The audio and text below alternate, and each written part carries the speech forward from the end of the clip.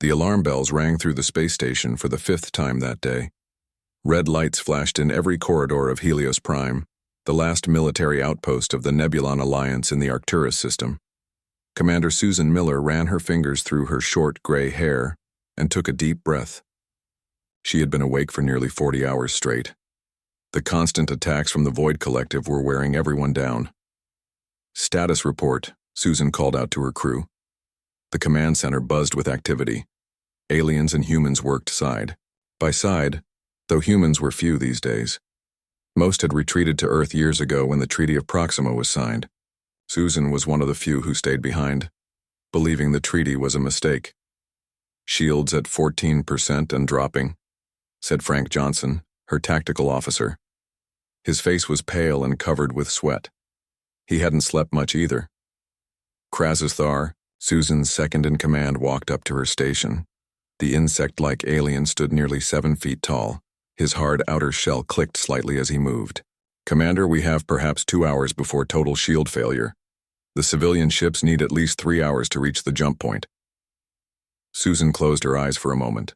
50,000 civilians were trying to escape on transport ships, refugees, from a dozen different worlds that the Void Collective had already destroyed. If those transports couldn't get away, all those people would die. "Keep the shields up as long as possible," Susan ordered. "Redirect power from non-essential systems."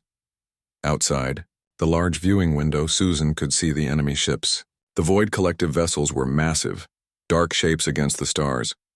They looked like giant insects made of metal.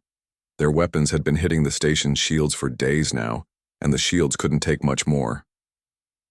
"Any response to our distress call?" Susan asked, though she already knew the answer. Lyra Zenta, the blue-skinned communications officer, shook her head. "Nothing, Commander. The message was sent 7 days ago through all available channels." Susan nodded slowly. Earth had withdrawn from galactic affairs years ago. Humans were rarely seen beyond their solar system now. No help would come from that direction. The other alien worlds that made up the Nebulon Alliance were too far away, or already fighting their own battles against the Void Collective. "We're on our own then," Susan said. She turned to address the entire command center. "I want all non-essential personnel to the evacuation ships. We'll hold this position as long as we can to cover the civilian retreat." Several crew members exchanged worried glances. They all knew what this meant. Those who stayed behind to fight would likely not survive. "I'm not ordering anyone to stay," Susan added. "This is volunteer only." Krasithar stepped forward. "I will remain, Commander." "As will I," said Frank Johnson. One by one, most of the crew agreed to stay. Susan felt a surge of pride. This mixed crew of different species had become a family over the years. They would stand together until the end. "Get me a direct line to the civilian transport captains," Susan ordered. A moment later, the main screen showed the faces of 5 transport ship captains. They were a mix of species, 2 humans, and 3 aliens. "This is Commander Miller. We'll cover your retreat for as long as possible. Once you reach the jump point, do not wait for us. Get those people to safety." "What about your crew?" asked one of the human captains, a woman named Linda Scott. "We'll hold out as long as we can and then use the escape pods," Susan lied. She knew there wouldn't be time for escape pods. The Void Collective ships would destroy them instantly. After ending the call, Susan studied the tactical display. The enemy ships were moving into final attack position. They were taking their time, confident in their victory. "They're toying with us," Frank said bitterly. "Let them," Susan replied. "Every minute they waste is another minute for the transports to get away." A young crew member ran up to Susan's station.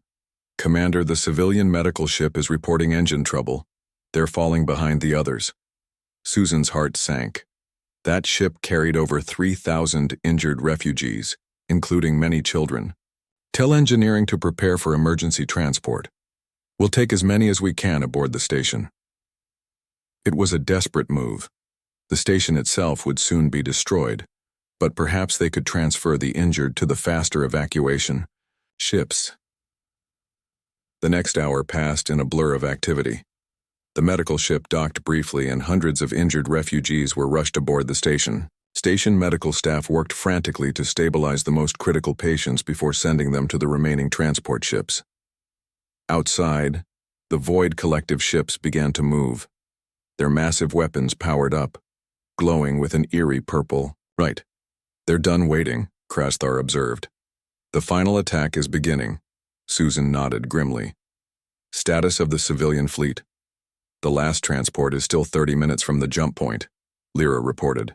Not enough time, Susan whispered. She turned to her tactical officer. Frank, target all our remaining weapons on the lead enemy ship. Maybe we can distract them. The station's weapons were small compared to the enemy ships, but Susan hoped they might draw attention away from the fleeing civilians. It was their only chance. As the weapons prepared to fire, Lyra suddenly jolted upright at her station. Commander, I'm detecting unusual warp signatures, patterns I've never seen before. Frank confirmed the reading. Multiple objects emerging from hyperspace at Mark 227. They're not using standard jump protocols. The command center fell silent as the main screen showed a tear in space-time. It looked different from the typical jump points used by known species. Through this strange opening emerged 5 vessels of unfamiliar design. They were sleek, angular ships with minimal markings except for small Earth insignias and designation codes. Earth ships? Frank gasped. But they're unlike any design I've ever seen. The lead vessel, smaller than the Void dreadnoughts yet moving, with impossible speed, broadcast on all frequencies. This is Captain Alan Carter of the human strike vessel Vengeance. Stand by, Helios Prime. The cavalry has arrived. Susan stared in disbelief. Humans had been absent from interstellar conflicts for over a decade. Their technology appeared far beyond what any species, including the Void Collective, possessed. Open a channel, Susan ordered.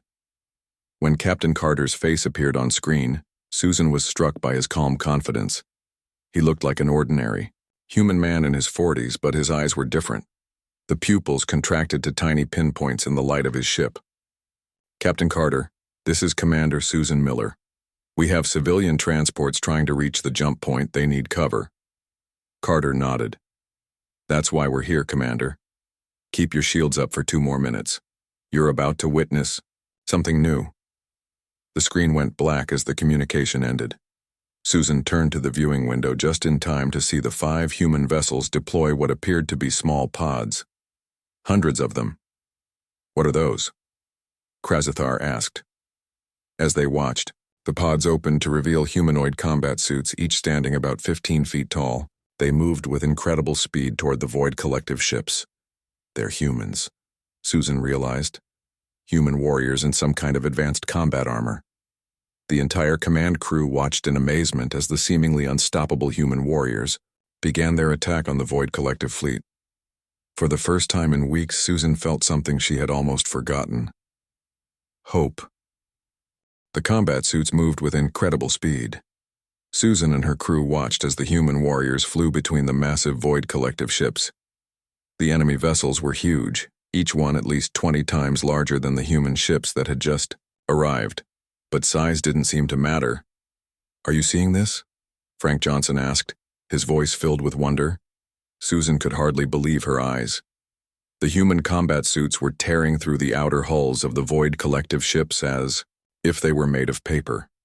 Each suit seemed to be controlled by a single human pilot, but they moved with speed and strength that seemed impossible. Our sensors are picking up communications between the human fighters, Lyra reported. She adjusted some settings on her console. I can patch it through to our speakers. Susan nodded, and soon the command center was filled with the voices of the human warriors. Delta Squad, this is Lieutenant Kate Wilson. Form up on my position. Got 3 bandits on my 6, need assistance, called another voice, identified as Sergeant Peter Davis. On your wing, Pete. They won't know what hit them, responded a female voice, Officer Nicole Hayes. What shocked Susan most was not just their fighting skill, but their attitude. The humans were laughing, joking, and even competing with each other as they fought. That's 17 for me, one warrior shouted. You're falling behind, Jeff. I'm at 22. Another responded. They were treating this deadly battle almost like a game, yet their attacks were perfectly coordinated. Each move seemed part of a larger plan. "Commander," Krasthar said, his voice low with amazement. "Look at their combat strategy. It appears reckless at first glance, but there is perfect precision in their movements." Susan saw what he meant. The human warriors flew directly into the most dangerous areas, but always at exactly the right moment. They seemed to anticipate the enemy's actions before they happened. A new message came through their communication system. "Helios Prime Command. This is Captain Alan Carter of the HSV Vengeance. Request permission to come aboard your station." Susan exchanged looks with her officers before responding. "Permission granted, Captain. We'll meet you in Docking Bay 3. 20 minutes later, Susan stood with Frank and Krasthar as a small shuttle from the human vessel docked with their station. The door opened, and two humans in sleek black uniforms stepped out. One was Captain Carter, a man with short brown hair. The other was a woman with blonde hair tied back tightly. "Commander Miller," Carter said with a nod.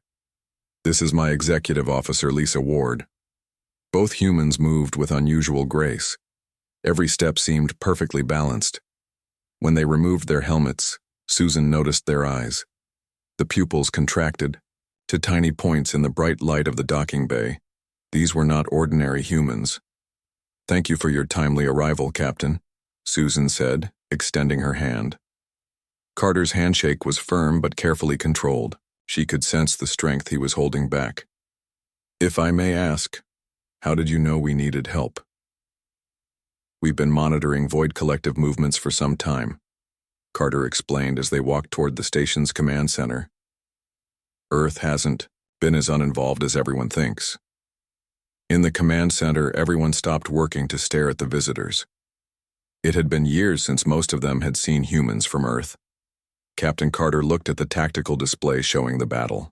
Outside, the human combat suits were still cutting through the enemy fleet with remarkable efficiency. The Void Collective ships were starting to retreat. While the rest of the galaxy signed peace treaties, Earth prepared, Carter explained. "The Void Collective has been picking off isolated systems for years. We knew eventually they'd become too great a threat to ignore."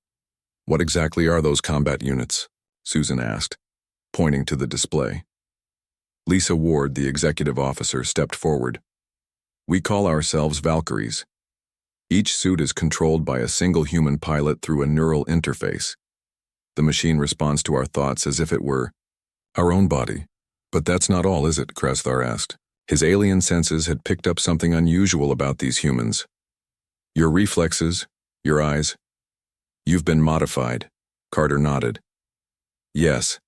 All Valkyrie pilots are volunteers who undergo genetic enhancement and neural augmentation. We're designed to face threats that conventional forces can't handle." Susan felt a chill run down her spine. During her time on Earth, genetic modification of humans had been strictly forbidden. Things had clearly changed since she left. "How many of you are there?" Frank asked. "Our 5 vessels carry just over 1,000 Valkyrie warriors," Ward answered. "This is our first combat deployment outside our solar system." Susan looked at the tactical display again. 1,000 humans were defeating a Void Collective fleet of over 50,000. It seemed impossible. "Your status?" Carter asked, bringing Susan back to the present situation. "We have civilian transports trying to reach the jump point," Susan explained. "Our station's shields are almost gone. We were preparing for our last stand when you arrived." Carter nodded. "The civilian ships will make it safely now. We've dispatched 2 of our vessels to escort them to the jump point." "And the Void Collective?" Susan asked. "They're retreating," Ward said with a slight smile. "This is their first major defeat in over a decade." As if to confirm her words, Lyra called out from her station, "Commander, the enemy fleet is breaking formation. They're jumping to hyperspace." A cheer went up from the station crew. Susan could hardly believe it. Just an hour ago, they had been facing certain death. Now the enemy was running away. "Captain," Susan said, turning to Carter, "I don't know how to thank you." "No thanks needed, Commander. This is what we were made for," Carter replied. His eyes scanned the command center, taking in the mixed crew of humans and aliens. Earth has been absent from galactic affairs for too long. That changes today. Outside the viewport, Susan watched as the human combat suits regrouped. They moved in perfect formation back toward their carrier ships. One of them flew close to the station almost as if saluting before speeding away. "What happens now?" Susan asked. "Now," Carter said, "we take the fight to them. The Void Collective still controls dozens of conquered systems. Today was just the beginning." For the first time in years, Susan felt real hope. With these new human warriors, the tide of the war might finally turn. Earth had returned to the galactic stage not as diplomats, but as warriors, and they were unstoppable. The next day, Helios Prime Station buzzed with excitement. The Void Collective ships were gone. For the first time in weeks, no alarm bells rang. The human vessels remained in orbit, their presence a shield against any return of the enemy.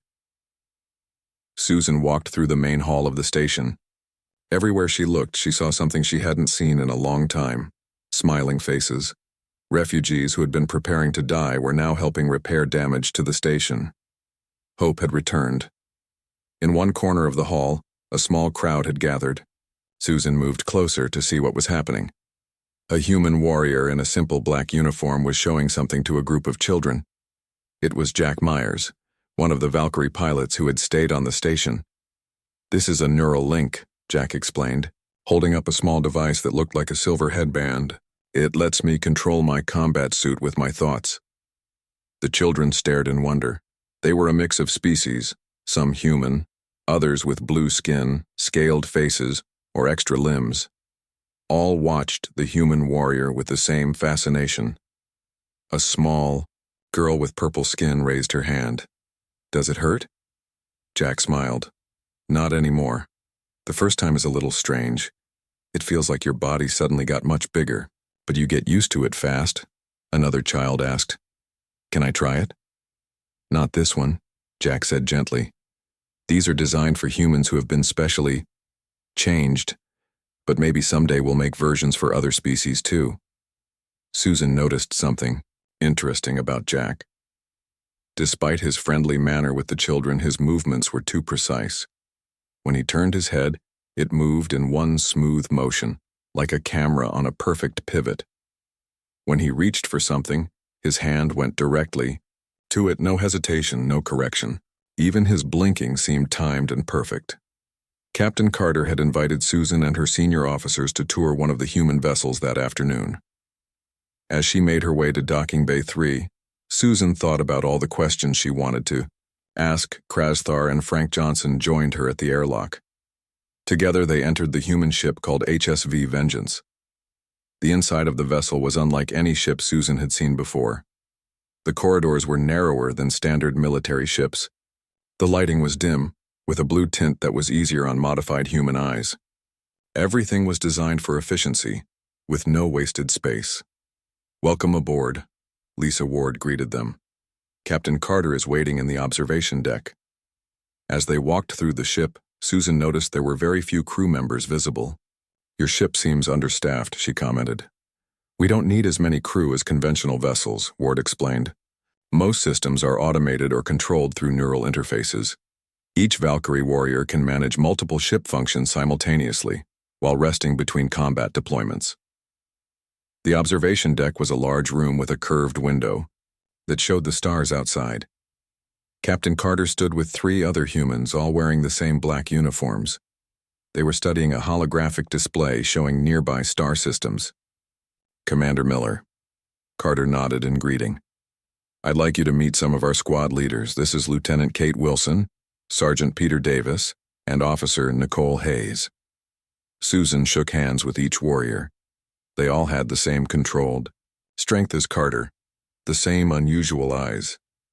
Kate Wilson looked no older than 25, yet there was something in her eyes that seemed much older.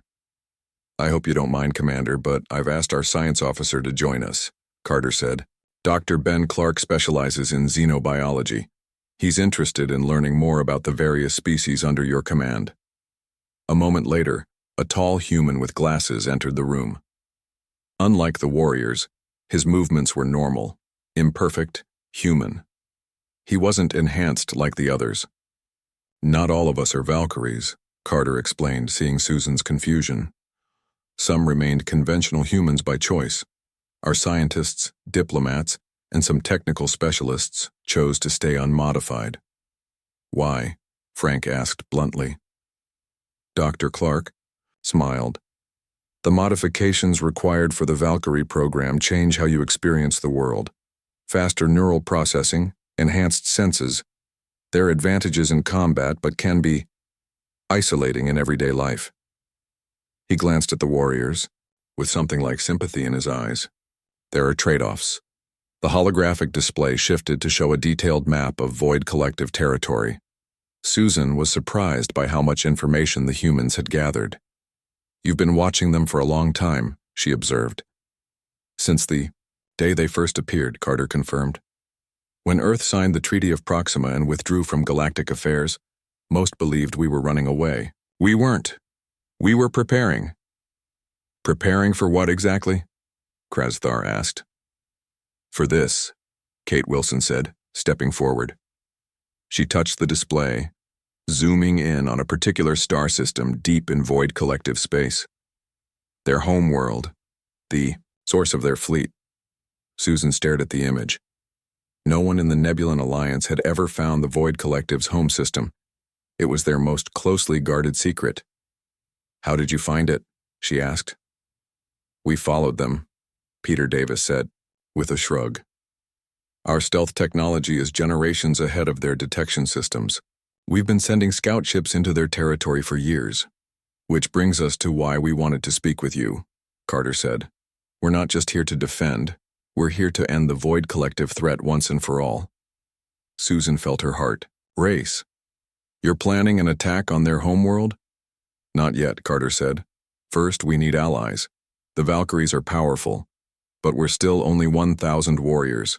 To reach their core systems, we'll need help. What kind of help? Frank asked. Intelligence Resources Support Vessels, Lisa Ward listed.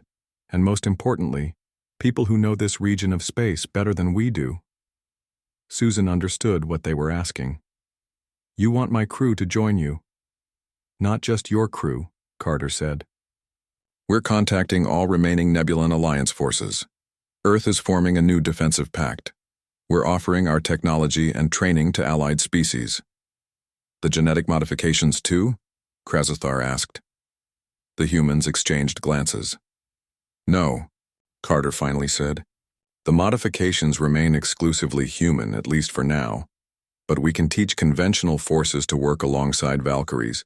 We can share tactical data, weapons technology, and defense systems. Susan looked out at the stars. For years, she had watched the Void Collective destroy world after world. No one had been able to stop them. Until now. What's your plan? She asked. Carter smiled. First, we retake the nearest conquered systems, free the survivors, build our alliance. Then, we push toward their core territory. It was ambitious, perhaps impossible, but after seeing what these human warriors could do, Susan was ready to believe in impossible things. I'm in, she said. And I think my crew will be too. For the first time since she'd met him, Captain Carter's perfect composure showed a crack, a genuine smile of relief. Good, he said, because we've got a lot of work to do. 2 weeks passed since the human warriors arrived at Helios Prime. The station had transformed from a desperate last stand into a busy military base. Ships from other surviving Nebulan Alliance outposts began to arrive daily, drawn by the news of the Void Collective's defeat. Susan sat in the newly created war room, a large space that had once been the station's main dining area. Around her sat representatives from 12 different worlds along with the human leaders. Captain Carter stood at the front explaining their first mission. We've identified 4 nearby systems that were taken by the Void Collective within the last year, Carter said, pointing to a holographic map. Our intelligence suggests many of the original inhabitants are still alive, held in work camps. Susan studied the map. One of the systems, Proxion, had been home to over 10 million people before the invasion. The thought of them suffering in camps made her sick. The largest Void Collective fleet is here, Carter continued, highlighting a position between the four systems. They're still recovering from their losses at Helios Prime. We have a window of opportunity to strike before they regroup. Kate Wilson stepped forward. Her black uniform now bore new markings. She had been promoted to commander of all Valkyrie combat operations. We'll split our forces, Kate explained. 2 human vessels will attack the fleet directly, drawing their attention. The other 3 will split up to hit the occupied system simultaneously. What about us? Asked a reptilian captain from one of the newly arrived Nebulon ships. Our vessels aren't nearly as advanced as yours. You'll provide support and evacuation capabilities, Kate replied. Your ships can carry far more refugees than ours, and some of your crews know these systems better than we do. We need your local knowledge. Susan noticed how easily Kate had taken command. The human warriors naturally assumed leadership roles, and surprisingly, no one objected. After seeing what they could do in battle, everyone accepted their authority. Later, that day, Susan found herself in one of the training rooms set up by the humans. Several of her crew were learning to use new weapons provided by Earth. The technology was unlike anything Susan had seen before. Frank Johnson was trying to lift what looked like a heavy rifle. Greg Kelly, one of the human instructors, watched him struggle. It's designed for Valkyries, Greg explained. Our enhanced strength makes it easy for us. For conventional soldiers, we have these instead. He handed Frank a smaller weapon. This uses the same technology but is balanced for normal, human strength. Susan watched as Frank tested the new weapon on a target range. The energy pulse it fired was much more powerful than their old weapons. A direct hit completely vaporized the target. These will make a difference, Susan said. The weapons help, Greg agreed. But the real advantage is in coordination. He tapped the side of his head. Our neural networks let us fight as a single unit. We're teaching your crews to link into our tactical systems. Not as directly as we do, but enough to stay coordinated in battle. In another section of the training room, Krazathar was working with Lisa Ward. The tall insectoid alien was learning human combat moves adapted for his different body structure. Your natural armor gives you advantages, Lisa was saying. But you move too predictably. The Void Collective studies fighting patterns. You need to be unpredictable. Krazathar nodded, his mandibles clicking thoughtfully. He attempted the move Lisa had shown him, a quick sidestep followed by a feint and strike. His movements were becoming more fluid, less mechanical. Susan felt a presence beside her and turned to find Dr. Ben Clark, the unmodified human scientist. Impressive, isn't it? Ben said, watching the training. In just 2 weeks, your people have adapted to fighting alongside Valkyries. It took us years on Earth to develop these techniques. Your people were always planning to return to the galaxy, weren't you? Susan asked. Ben nodded. Earth never intended to abandon the fight. We just needed time to create warriors who could match the Void Collective. Conventional forces were losing too badly. And the modifications? How many humans volunteered?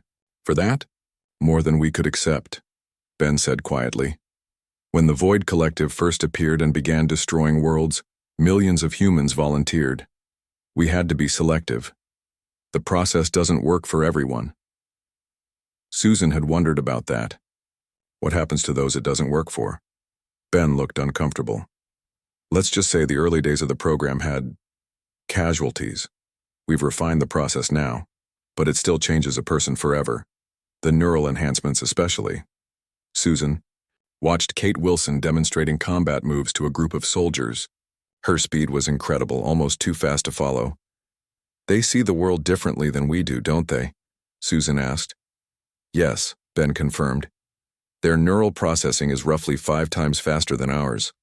To them, we seem to move in slow motion. They experience time differently. That explained a lot about the Valkyries' strange mannerisms. Their perfect movements, their sometimes odd pauses in conversation. They were constantly adjusting to move at a speed normal humans could follow. The next morning, Susan entered the war room to find Captain Carter alone, studying the battle. Plans. Couldn't sleep? She asked. Carter looked up. Valkyries don't need much sleep. 3 hours is usually enough. Another advantage Susan hadn't known about. Are we really ready for this? She asked, looking at the battle plans. It's been only 2 weeks since you arrived. We're attacking 4 systems at once. We're ready, Carter said confidently. The Void Collective doesn't adapt quickly. They rely on overwhelming force, not strategy. They've never faced anything like the Valkyries before. And after these 4 systems? What then? Carter's expression grew serious. We keep going. System by system, we take back what they stole. We free the prisoners. We rebuild the Alliance until we reach their homeworld, Susan said. Yes, that's the ultimate goal, but we're not ready for that yet. Even with the Valkyries, attacking their core systems would be suicide right now. Susan nodded. She appreciated his honesty. Despite their incredible abilities, the human warriors weren't claiming to be invincible. An alarm sounded, but not the red alert they had grown used to during the siege. This was the ready signal. It was time. Throughout Helios Prime, crews boarded their ships. The human vessels moved into position, surrounded by the smaller Nebulan Alliance ships. Susan took her place on the bridge of her own ship, the Defiance. They would be accompanying Kate Wilson's vessel to Proxion System. As the fleet prepared to jump, Susan received one final message from Captain Carter. Good hunting, Commander Miller. Remember, we're not just fighting to defeat an enemy. We're fighting to restore hope to the galaxy. Susan watched as the ships around her began to enter hyperspace one by one. The human warriors had brought more than just their strength and technology. They had brought something the Nebulan Alliance had, lost long ago, the belief that they could win. The battle for Proxion System lasted just 6 hours. Susan had never seen anything like it. Kate Wilson's Valkyrie warriors tore through the Void Collective defenses like they weren't even there. The human combat suits moved so fast they appeared as streaks of light against the darkness of space. From the bridge of her ship, the Defiance, Susan coordinated the rescue operations. As the Valkyries cleared each sector, Susan's teams moved in to evacuate the prisoners from work camps on Proxion's surface. Commander Miller, we've secured the main prison complex. Kate's voice came through the communication system. There are over 50,000 survivors here. Understood, Susan replied. We're sending transport ships now. As Susan watched the rescue operation unfold on her screens, she noticed something unusual about the Valkyrie combat pattern. The warriors weren't just fighting. They were herding the enemy ships into specific positions. What are they doing? Frank Johnson asked. Standing beside her, before Susan could answer, she saw it. The Void Collective ships were being pushed into a tight formation. Then, from the opposite side of the system, Captain Carter's vessel appeared.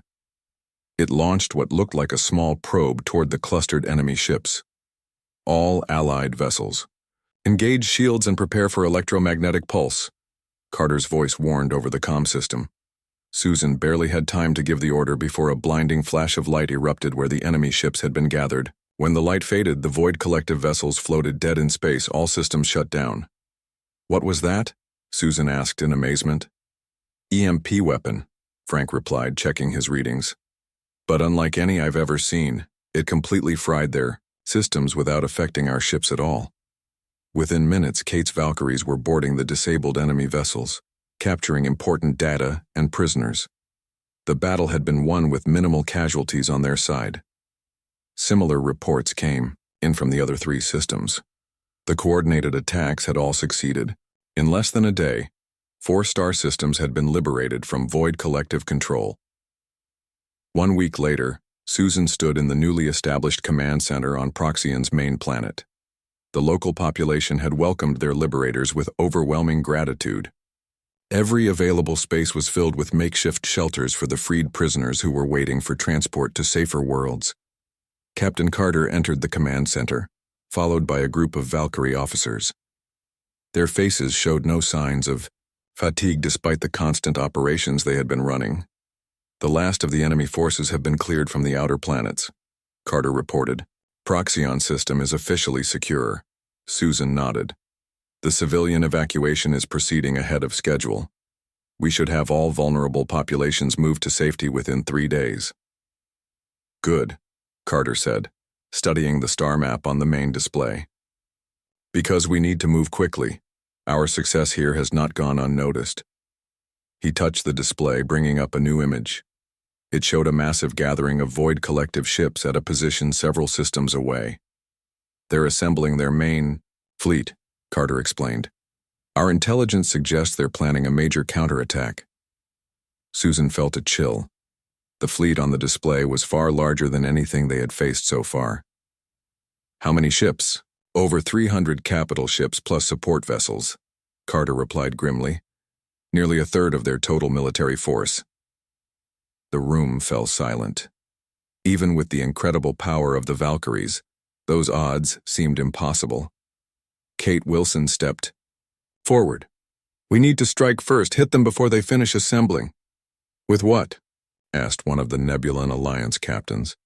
Even with all our combined forces, we couldn't match that fleet. We don't need to match it, Kate said confidently. We just need to disrupt it. She outlined a bold plan. A small force of Valkyrie warriors would infiltrate the enemy gathering point. Rather than engaging the fleet directly, they would target the command ships and communication relays. Without central coordination, the Void Collective falls into disarray, Kate explained. They don't adapt well to unexpected situations. If we can take out their command structure, the rest of the fleet will be vulnerable. It was a dangerous mission, perhaps suicidal. But Susan had seen enough of the Valkyrie's abilities to believe it might work. How many warriors would you need? She asked. Just 20, Kate replied. A small team can move more quickly and remain undetected longer. Captain, Carter looked concerned. It's a high-risk operation even for Valkyries. Which is why I'll lead it myself, Kate said firmly. 2 days later, Susan stood with Carter in the launch bay of the HSV Vengeance. 20 Valkyrie warriors in their combat suits were preparing for departure. Kate Wilson moved among them, checking each warrior's equipment personally. They call this a knife run, Carter explained to Susan. A small, precise strike at the enemy's most vulnerable point. Susan watched as Kate approached them. In her combat suit, she stood nearly 15 feet tall, but the helmet was open, showing her human face inside the massive machine. We're ready, sir, Kate reported to Carter. Carter nodded. Remember the mission parameters. Disrupt and disengage. This isn't about destroying their fleet. It's about buying us time. Understood, Kate replied. Then she turned to Susan. Keep building the alliance while we're gone. When we return, we'll need every ship you can gather. Susan promised she would. As Kate turned to leave, Susan called after her. Commander Wilson. Kate looked back. Come back alive, Susan said simply. Kate smiled. That's the plan. The launch bay doors opened to the vastness of space. One by one, the 20 Valkyrie warriors activated their propulsion systems and flew out into the darkness. In moments, they were tiny specks of light and then they were gone. Will they succeed? Susan asked quietly.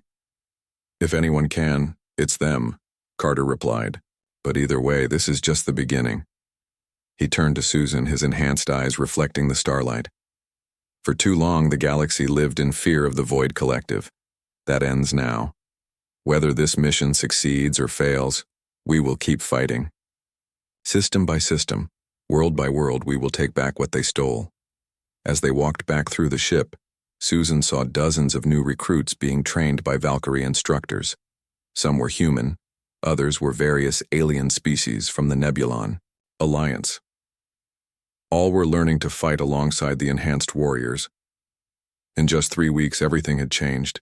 The unstoppable advance of the Void Collective had not just been halted, it had been reversed. And it all began when defeat was moments away and unstoppable human warriors arrived. Susan still didn't know if they would win this war. The enemy was vast, controlling hundreds of systems. But for the first time in years, she believed victory was possible. As if reading her thoughts, Carter spoke. Do you know what the Valkyries were in old Earth mythology? Susan shook her head. They were warrior spirits who chose who would live and who would die in battle, Carter explained. They decided the fate of wars. He looked out at the stars. where Kate and her warriors had vanished on their dangerous mission. Let's hope our Valkyries can do the same.